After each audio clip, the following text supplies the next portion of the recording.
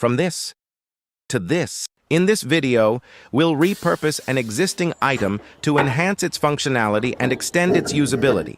Through practical modifications and efficient design tweaks, we'll demonstrate how to optimize value from common materials or tools. Stay tuned to witness the process and the result.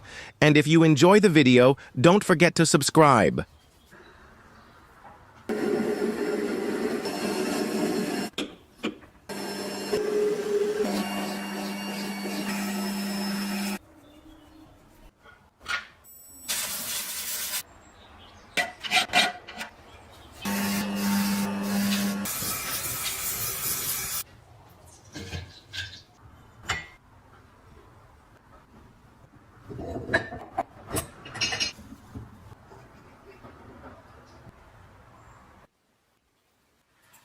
Thank you for watching.